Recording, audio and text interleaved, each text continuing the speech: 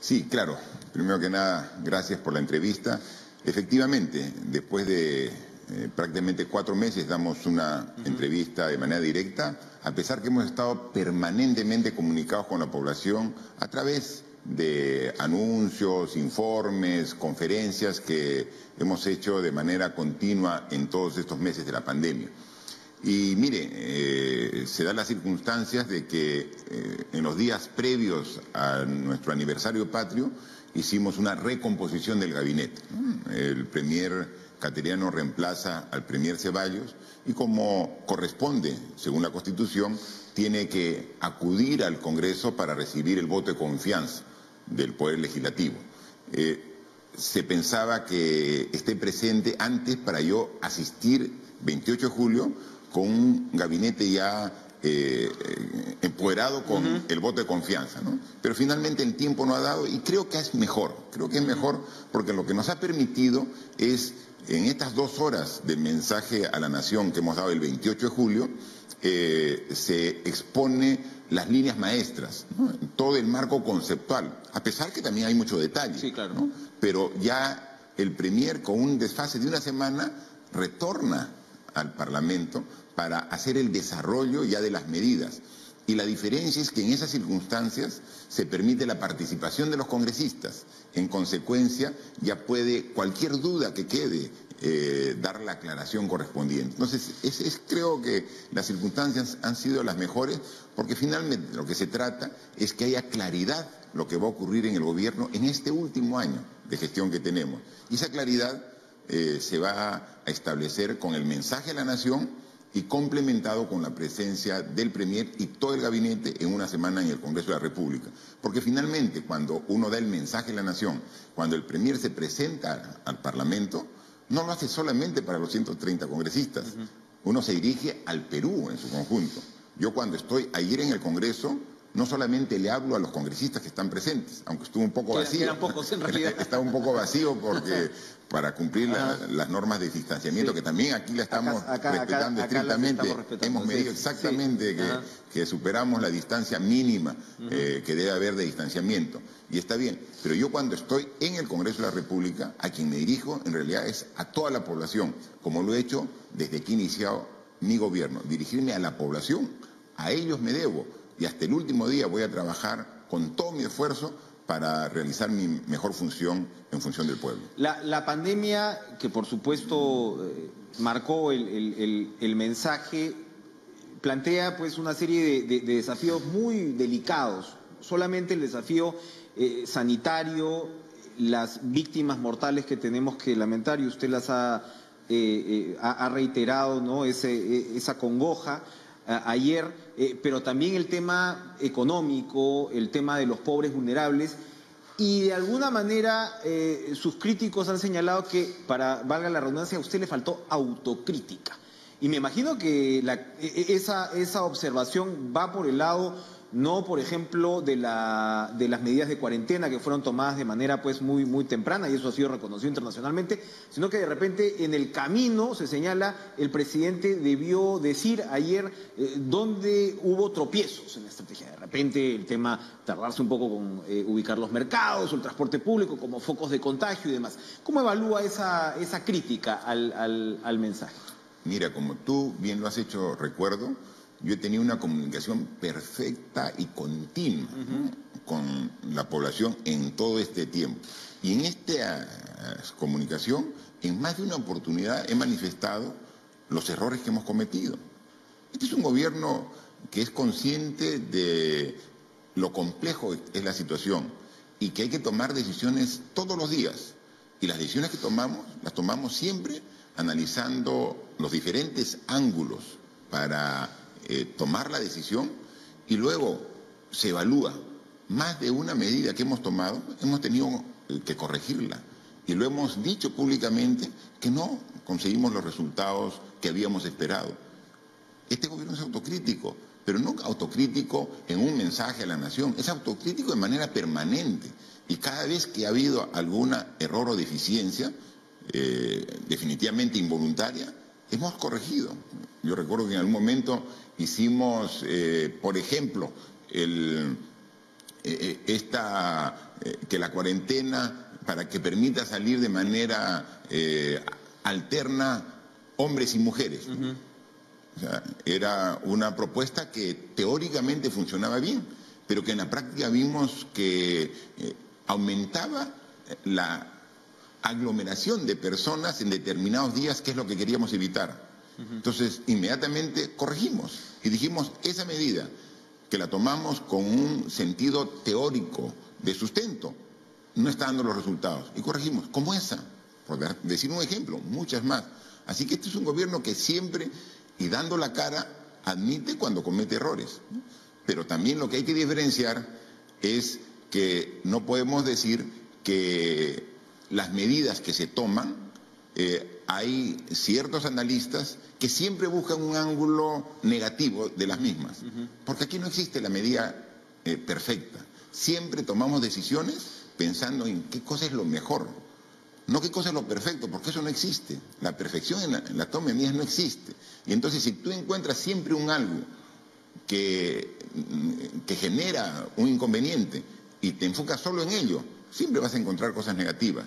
Y aquí lo que necesitamos es buscar todos un consenso para llegar al bicentenario con una mejor posición, como lo hemos explicado el día de ayer en el mensaje de la Nación, planteando este Pacto Perú, que creemos que es sumamente necesario para hablar sobre 5 temas que son sumamente relevantes y que debemos ponernos todos de acuerdo para que esto podamos tener las mejores condiciones para el bicentenario. ¿Quién se sienta en ese Pacto Perú? La particularidad del sistema político es que, claro, en cualquier sistema político uno diría, convoco a las fuerzas del Parlamento, porque se supone que de ahí saldrá el próximo mandatario, seguramente, o el próximo ejecutivo. Pero acá tenemos, pues, partidos que no están inscritos, precandidatos con mucho chance que no sabemos dónde van a estar. El propio premier Cateriano ha advertido que no se repite el tema de las tachas que vimos, ¿no? en las elecciones pasadas, para tener unas elecciones limpias. ¿Quién se sienta en Pacto Perú? ¿Es solamente los partidos con representación parlamentaria o va a haber alguna forma de abrir la cancha para llegar a esos consensos? No, tenemos que abrir la cancha. No solamente puede ser la representación parlamentaria, porque como bien lo manifiestas, no necesariamente de esa representación parlamentaria va a salir los candidatos con mayor opción para que asuman el mando del gobierno a partir del próximo año. Entonces, vamos a abrir la cancha. Obviamente, tienen que estar los partidos representados en el Parlamento, pero los que también tienen aspiraciones y son parte de los partidos inscritos y que van a postular en las próximas elecciones. Así que vamos a abrir la cancha y va a ser todo un trabajo intenso que lo vamos a hacer a partir del próximo mes, a partir del mes de agosto. Uno de los puntos que usted acaba de repasar, propuestos para esta agenda, es por supuesto el tema de salud, ¿no? Y evidentemente la pandemia nos ha demostrado los límites en nuestro diseño del sistema, evidentemente pues en las limitaciones, y usted de hecho ha anunciado pues un presupuesto de 20.000 millones de soles para el próximo año. Esto es 1.500 millones de soles más, me parece que el presupuesto finalmente asignado para el 2020. Pero también anunció usted la unificación del sistema de salud. Y esto es complejo porque acá las regiones también cumplen un papel. Hemos también visto, ¿no?, las falencias ahí. ¿Qué es lo que tendría que hacer Pacto Perú? O mejor dicho, ¿cuál sería su propuesta puesta sobre la mesa al respecto de este escenario de salud que es tan desafiante? Miren, hay una frase que se le atribuye a Einstein, que dice que solo los seres humanos son tan insensatos de querer obtener resultados diferentes haciendo siempre lo mismo. Y creo que no podemos ser insensatos los peruanos en el tema de salud. Esta pandemia ha desnudado todas las falencias. No hemos podido atender a la población con la eficiencia que requiere el ciudadano. Entonces, ¿vamos a seguir haciendo las cosas igual? De ninguna manera. O sea, no ha funcionado la respuesta del sistema de salud de nuestro país para atender de manera adecuada. Ahora, hay que aclarar que también en los sistemas de salud más desarrollados del mundo han tenido iguales y similares problemas a los que hemos tenido ahora. Pero está bien, es problema de esos países que también lo están analizando. Nosotros tenemos que hacer lo propio. Entonces, tal como están las cosas, no funcionan de manera adecuada. Hay que cambiar y corregir. La experiencia nos enseña algunos temas que queremos plantear a esa discusión. Pero estamos abiertos a que también expertos, no solamente del sector salud, analistas de la academia, también de organismos internacionales que tienen toda una experiencia en salud, todos veamos cómo podemos dar una mejor atención de salud a la población. Entonces, si cada quien tenemos como islas atendiendo a sectores de la población, finalmente la salud de los peruanos no tiene ninguna garantía de ser atendida de manera adecuada. Cuando hablamos de islas, estamos hablando de salud, estamos hablando del MINSA, estamos hablando de las capacidades regionales, estamos hablando de rediseñar el sistema para tener una atención más coherente. Efectivamente, donde haya una atención mínima a todos los ciudadanos. O sea, tiene que haber una base mínima que cada ciudadano pueda acceder a salud, ¿no? Y que sea suficiente con tu DNI para poder atender. Administrativamente podía mantenerse ciertas instituciones dentro de su propia organización, pero lo que el ciudadano tiene que sentir una mejora en la atención, que si tiene algún tipo de necesidad en atención a su salud, o sea, puede acceder a cualquier establecimiento que dependa del Estado. Hay piteo de ciertos sectores que dicen que se va a desatender a unos para cómo evitar ese problema. Para eso hay que plantear. Por eso planteamos una mesa de discusión de este tema. Nosotros no estamos diciendo, miren, la solución es que ahora salud dependa del MINSA, ¿no? O estamos diciendo, en este momento todos los hospitales regionales pasan a la administración del Ministerio de Salud. No va a haber un proyecto de ley la próxima semana o un decreto de urgencia. No, lo que planteamos es, este tema es tan complejo y tan relevante para las condiciones de vida mínima de todos los ciudadanos, que tenemos que plantear alternativas de solución. Y todos están con el derecho de aportar para encontrar esa solución. Pero hemos visto una serie de eficiencias que ahora no vamos a comenzar a dar un listado, pero que en esa mesa queremos decir, mira qué no funciona, ¿no? O sea, no es posible que con tanto esfuerzo se compren las medicinas, los equipos de protección personal y que se envíe. Yo mismo he ido a regiones y he ido a los almacenes y encuentro lleno, y en el hospital la gente me está reclamando. El médico, la enfermera. Un desastre de gestión. O sea, entonces estamos diciendo, o sea, eso lo dejamos de lado, nos tapamos los ojos y que siga todo igual. O sea, no puede ser. O sea, tiene que haber algún sistema que tenemos que plantearlo de mejora para que finalmente, aquí lo que se trata es que el ciudadano tenga una buena atención de su salud. O sea, eso es lo que se trata. Y ahora no la tiene, ¿no? Incluso estamos hablando de la situación previa a la pandemia, ¿no? O sea, si tú quieres atenderte, ¿cuántos meses tienes que esperar para que te atienda un especialista, ¿no? Si tú quieres y en función de tu enfermedad requieres una tomografía, te la toman al día siguiente, a la semana, al mes siguiente, ¿no? Cuando quizás ya tu enfermedad deterioró y ya no es ni siquiera necesario el examen que te mandaron. Entonces, pero la capacidad que tiene el sistema de salud público está subutilizada precisamente por deficiencias de carácter administrativo. Usted ha estado en los dos lados de la ventanilla.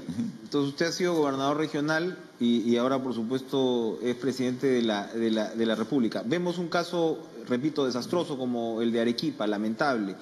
¿Esto implicaría, en su opinión, recortar atribuciones a gobiernos regionales, por ejemplo?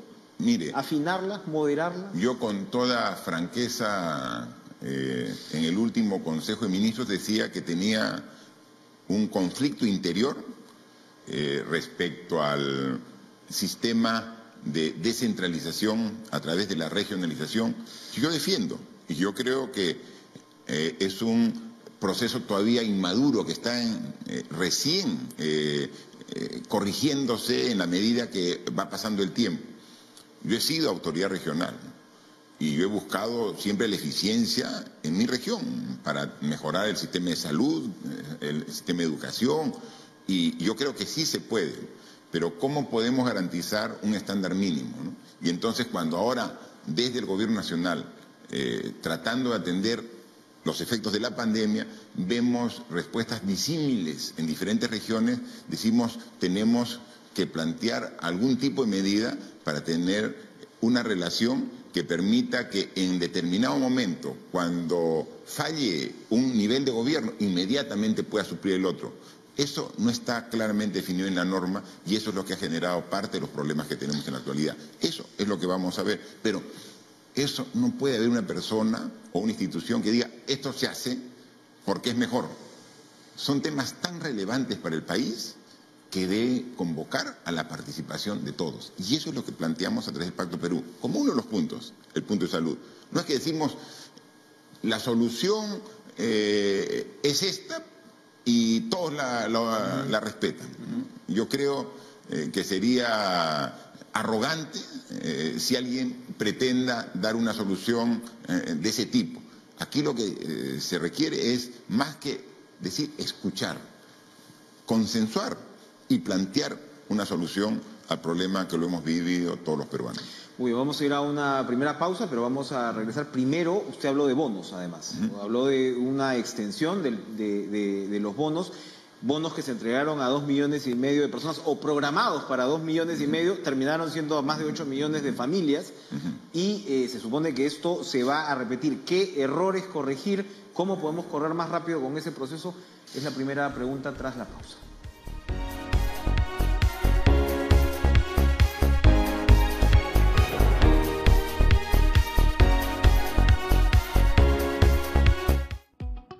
TV Perú. Primero mi salud. ¿Tienes la necesidad de viajar? Recuerda que solo podrás hacerlo si utilizas la mascarilla y el protector facial. Para desplazarte en transporte público, mantén la distancia social. Paga por el servicio antes de subir al vehículo. Y viaja únicamente sentado.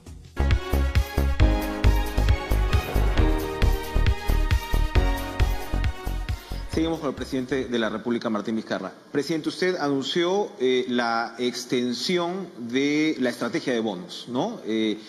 Los bonos en un primer momento, y usted lo calificó, si no estoy mal, como la política más agresiva, ¿no?, de bonos en la región. Pero también hubo críticas en su momento a la velocidad de la repartición, si eran tantos los que necesitaban, al final eran muchos más. De 2 millones se saltó afortunadamente a 8,5 millones, porque sabemos pues que finalmente esas eran las familias que dependen básicamente de esta asistencia. ¿Qué se plantea para esta segunda etapa, para correr más rápido, entre otras cosas? A ver, primero, como dije al inicio, hay que buscar el equilibrio. Viene una pandemia de alto nivel de contagio y entonces tenemos que contener la pandemia con la inmovilización social. Y ahí saltan los problemas de salud que hemos hablado y que hay que buscar una solución pensando no ahora sino en el mediano y largo plazo. Entonces hicimos la contención, que ha sido muy positiva porque nos ha permitido en esta contención pasar de 100 camas UCI a 1.500 camas UCI. Nos ha permitido pasar de 3.000 camas hospitalares a 18.000. O sea, si no hacíamos la contención, imagínense los problemas que tendríamos ahora, ¿no? Pero en esa contención inmovilizamos a la población y entonces eso afecta a los hogares que se ganan el pan día a día. Y entonces dijimos, hay que atendernos. Rápidamente hablamos con el Ministerio de Economía y Finanzas, el Ministerio de Desarrollo e Inclusión Social, dijimos, ¿quiénes son los hogares más vulnerables?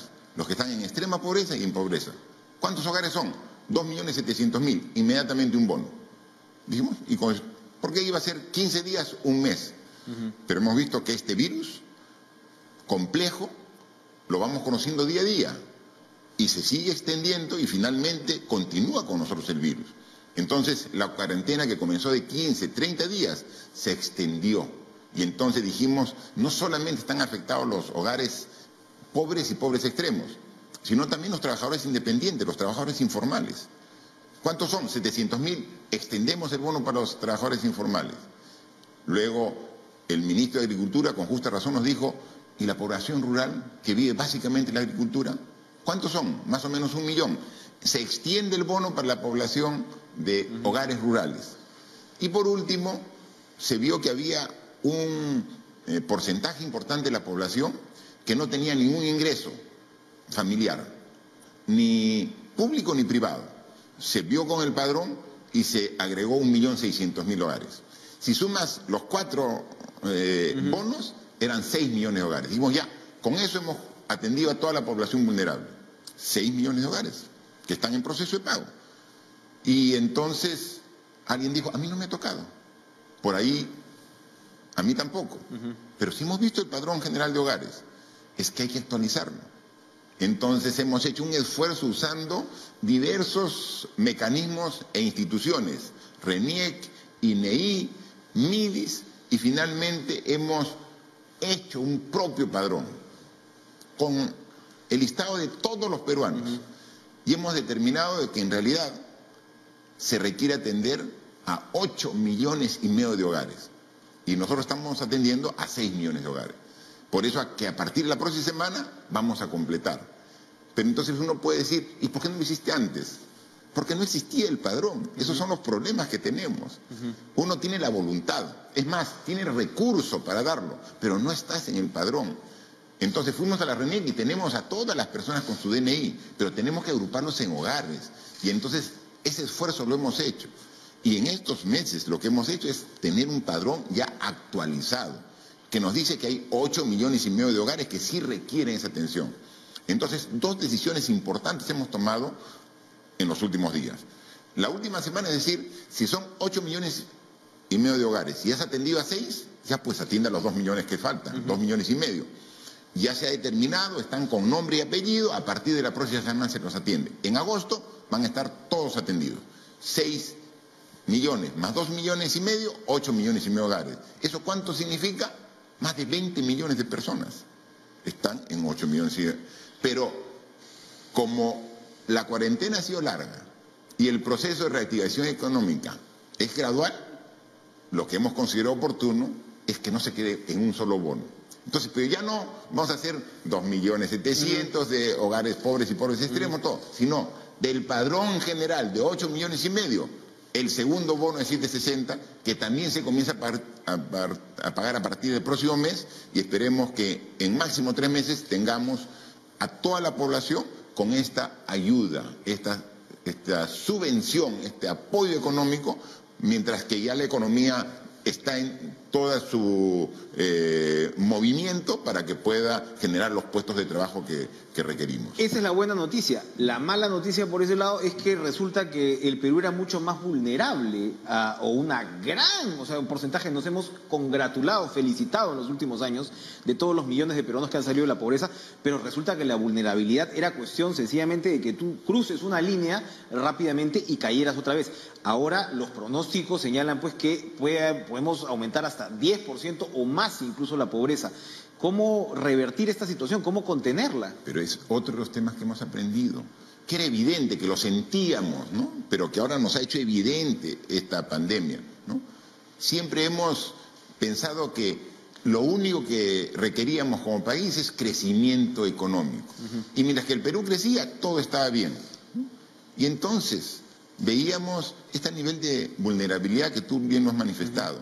No es suficiente crecer económicamente. Sí es necesario, pero no suficiente. Tenemos que crecer, sí, y por eso hay una serie de medidas para el crecimiento económico. Lo que tenemos que lograr que ese crecimiento genere desarrollo sostenible, que eso no lo hemos pensado. En los últimos gobiernos, el principal parámetro que veían es crecimiento económico. Y es decir, si estamos creciendo, es un buen gobierno. No es suficiente. Tienes que convertir crecimiento en desarrollo. Si no lo ligas, si no lo juntas, ahí están las consecuencias. Y eso es lo que tenemos que cambiar.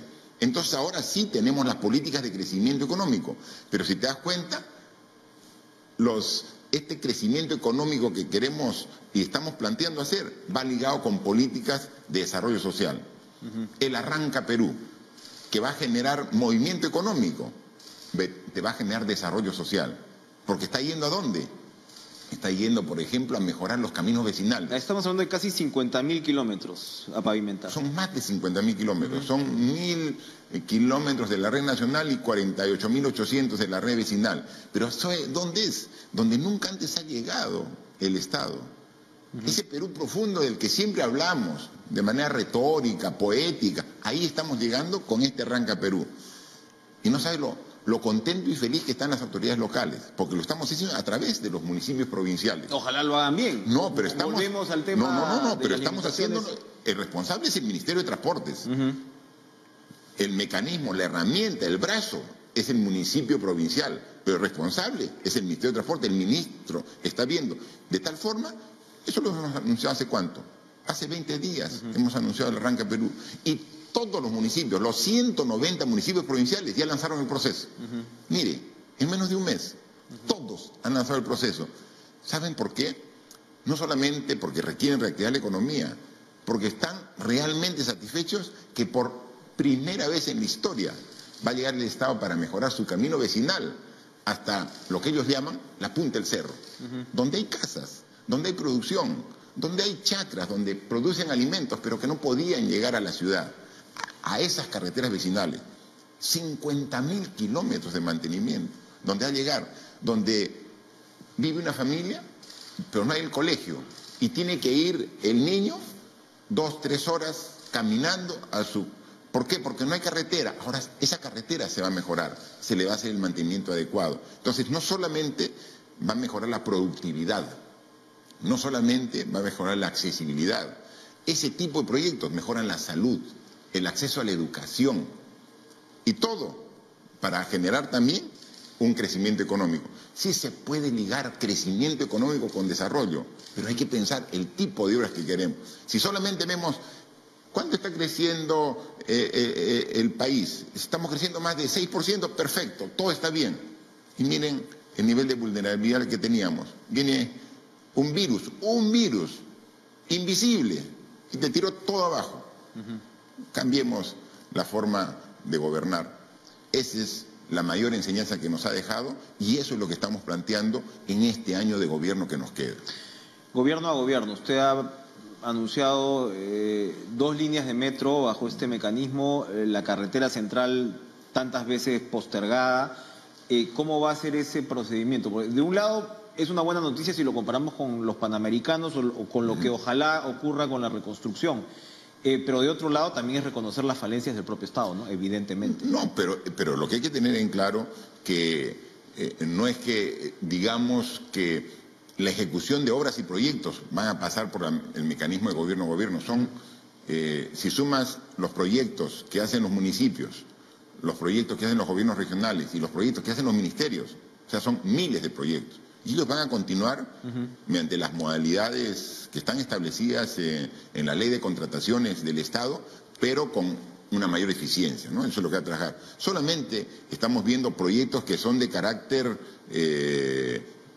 emblemático por la importancia y el fin que tienen, en que estamos viendo la ayuda de este mecanismo de gobierno a gobierno, la carretera central, ¿no? Estamos hablando, este es un proyecto que es requerido, es exigido por todos los habitantes de la Sierra Central y gran parte de nuestra Amazonía que usa que es llamemos una columna vertebral, ¿no? Que une costa, sierra y selva y que con esta carretera central está completamente desfasada en el tiempo con la tecnología.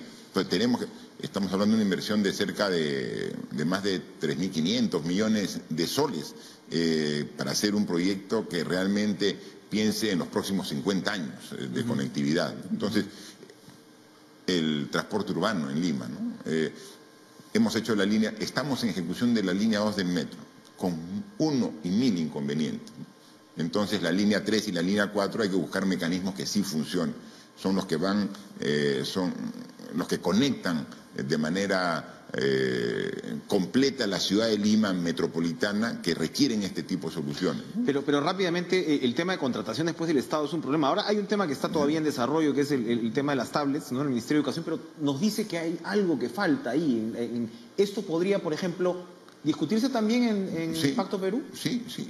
Estamos Porque hablando, hablando de fallas estructurales, ¿no? El tercer punto que hablamos es precisamente crecimiento económico, es lo que hablamos, son 5 puntos lo que hemos planteado. El primero es salud, claramente.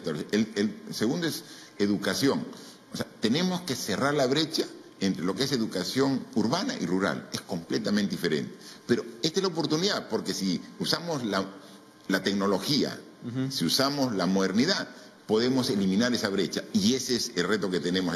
El tercero es precisamente el crecimiento económico, pero corrigiendo todas estas deficiencias, las deficiencias de mercado, las deficiencias de contratación, que hay que hacer planteamientos. O sea, también ese tema lo tenemos claro para hacer el planteamiento y buscar un consenso, ya no para que beneficie a este gobierno, para que beneficie al siguiente gobierno y pueda con mucha mayor facilidad poder ejecutar obras y no queden elefantes blancos que vemos a lo largo y ancho de nuestro país. Cambiando de tema, ¿qué van a hacer las Fuerzas Armadas hasta el final de año en las calles? Usted ha anunciado también que en el marco de la Constitución van a continuar apoyando a la policía, pero lo ha ligado usted al tema del control de la delincuencia. Hay quienes señalan que ese no es el papel de las Fuerzas Armadas. ¿Qué responde? Mire, cuando en la época de la cuarentena generalizada, porque ahora estamos en cuarentenas focalizadas, la policía hacía el control de los desplazamientos de la población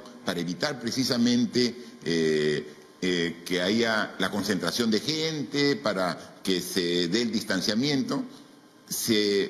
Pedimos el apoyo de las Fuerzas Armadas para que colaboren la policía en este trabajo. Y entonces se logró que se inmovilice el 84% de la población. O sea, logramos el objetivo, o sea, se logró contener el flujo, el movimiento de la gente, porque en ese movimiento de la gente es precisamente donde se mueve el virus, logramos. Pero también tuvimos como un efecto colateral la disminución significativa de la delincuencia. Entonces, hemos dicho que el virus sigue en nuestro país, entonces no podemos bajar la guardia, nada, ni la población, no podemos bajar la guardia, tenemos que seguir manteniendo la distancia. Y en la medida de lo posible, si salimos de nuestro domicilio, tener que usar mascarilla es fundamental. Uso de la mascarilla y la limpieza permanente, agua y jabón. Entonces tenemos que seguir eso. Pero también tenemos que lograr una vigilancia de que eso se cumpla. Porque hay gente irresponsable. Hay mucha gente que sí cumple, que es la mayoría de los peruanos. Pero por ahí uno ya se entera que ya comienza una fiesta en algún barrio, que ya está un campeonato de fulbito en algún otro, que ya hay una reunión social, un matrimonio, y entonces tan rápido perdemos la conciencia de el enorme daño que puede hacer este virus si no somos responsables. Entonces necesitamos que la policía siga patrullando, y que siga patrullando con el apoyo de las Fuerzas Armadas para controlar la pandemia. Pero controlando la pandemia, también estamos controlando la delincuencia. De taquito. Entonces, es como le digo, o sea, queremos seguir controlando, o sea, porque no queremos que haya aglomeración de gente, que no se concentre, no reuniones, que use la mascarilla. ¿Y cuál es el rol del orden y la seguridad? ¿Quién es el que tiene? La policía. La policía tiene esa responsabilidad, pero estamos ahora apoyando también con las Fuerzas Armadas, porque hemos visto que se potencia el resultado cuando las Fuerzas Armadas apoyan y trabajan, como lo han hecho para erradicar la minería ilegal en La Pampa. Han ido juntos y hemos controlado la minería ilegal, y ahí estamos manteniendo. Entonces se potencian las Fuerzas Armadas con la policía. Hay que continuar. Ha dado buenos resultados y también un efecto adicional. Ha mejorado el control de la delincuencia, que también es una de nuestras necesidades por atender. Para terminar este bloque, un breve comentario sobre el tema. Usted señaló que se había visto obligado a cerrar el Congreso. Algunos exparlamentarios han dicho que eso es falso. Entonces, en mi opinión, el tema está zanjado constitucionalmente, pero sus críticos dicen que no era obligatorio. ¿Cómo evalúa ahora esa decisión tan trascendente, ¿no?, tomada el año pasado? Obviamente era una prerrogativa que teníamos como presidente de la República después de 2 veces que negó la confianza al gabinete el Congreso, ¿no? Y nosotros vimos de que en estas circunstancias no había otra opción. Había un desencuentro cada vez más marcado entre el Poder Ejecutivo y Legislativo, que quien sufría las consecuencias de ese desencuentro era la población, ¿no? Entonces fue una medida dura, pero necesaria. Y ahora, en retrospectiva, nosotros ratificamos de que fue una decisión correcta, constitucional, y que fue necesaria hacerlo. Muy bien, vamos a ir a una última pausa y regresamos de inmediato para terminar esta conversación con el presidente de la República.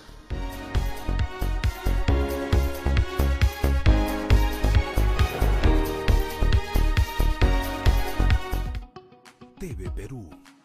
Primero mi salud.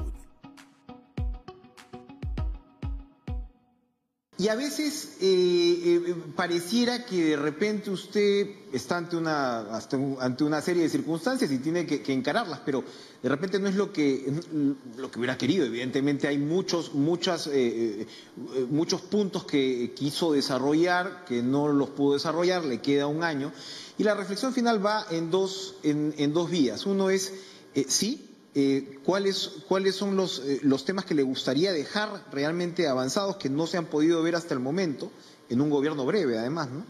Y lo otro es, ¿qué va a hacer de Martín Vizcarra? Porque usted pareciera en momentos tan difíciles que ejerce como de una suerte de árbitro de la vida política, ¿no? Nos dice, acá no hay intereses partidistas, lo cual también es particular del sistema peruano, porque cualquiera podría, aspirar en todo caso a continuar en la vida política, que me imagino que es lo que usted va a hacer, pero ¿qué va a hacer del futuro político de Martín Vizcarra? Estas dos reflexiones para terminar. Mire, a ver, primera, efectivamente, hemos pasado en este gobierno lo que no ha pasado muchos gobiernos, ¿no? O sea, la crisis económica generada por la pandemia es comparada con la crisis económica generada con la guerra con Chile. Mire, estamos hablando hace más de 100 años, ¿no? La crisis de corrupción, la crisis de gobernabilidad que han generado a un cierre constitucional, el único cierre constitucional del Congreso que he tenido, porque se continúa en democracia en el periodo más largo democrático que tenemos en la historia republicana. Entonces, mire, todo lo que hemos vivido, ¿no? Y en ninguno de esos problemas graves nosotros hemos sacado el cuerpo. Siempre hemos asumido nuestra responsabilidad. Nosotros, cuando asumimos esta responsabilidad de reemplazar a un presidente que renunció, no sabíamos que iba a venir problemas tan graves como los que hemos tenido. Pero desde que asumimos, aquí estamos. Y siempre dispuestos a tomar las mejores decisiones en favor de la población, asumir de esas decisiones las consecuencias que correspondan, ¿no? Y así lo vamos a hacer hasta el fin de nuestro mandato. ¿Qué corresponde de aquí a fin de año? Dejar encauzado el Perú del Bicentenario, con estos 5 puntos básicos que son fundamentales. 2 son de carácter social, salud y educación. 1 es de carácter económico, ¿no? Que es el crecimiento. Otro es institucional y democrático. Y uno que engloba a todos, que es el tema de la pobreza. Entonces, esos 5 puntos que los venimos trabajando, no queremos que queden sueltos y que luego el próximo gobierno ve cómo nos hace. Queremos encauzar. Por eso creo que si dejamos ese legado con una conformación política más adecuada para que podamos tener una mayor participación ciudadana en las decisiones que tome el futuro gobierno, creo que sería lo mejor. O sea, cuando hablamos de referéndum, no se hace referéndum, por supuesto, ¿por qué no? Hay que escuchar a la población. O sea, no debemos dejar de una democracia meramente representativa como la que tenemos, donde soy elegido y me olvido de quien me eligió, ¿eh? Después de 5 años te rindo cuentas. No. Una democracia no solamente representativa, sino participativa, donde permanentemente escucho a la población. Hay que buscar esos mecanismos. Lo hemos usado, miren, en un gobierno corto, con problemas, con crisis, hemos hecho un referéndum. Y la población te explica y te expone lo que sea. Eso es lo que queremos dejar nosotros, ¿no? Y entonces, encauzado de esa manera, el Perú del Bicentenario, obviamente no se van a repetir estas 4 crisis en el próximo gobierno, va a tener todas las bases para enrumbar toda nuestra enorme potencialidad que tenemos como país. El Perú es un país maravilloso, es un país con enorme potencialidad. Entonces, con reglas claras, con la visión y el consenso político podemos lograr el desarrollo que todos ansiamos. Y eso es lo que queremos dejar como legado al 2021. ¿Usted va a mirar desde el balcón? Nosotros, el 2021, nosotros, antes yo de hacer política, que es reciente, yo estoy en política hace menos de 10 años.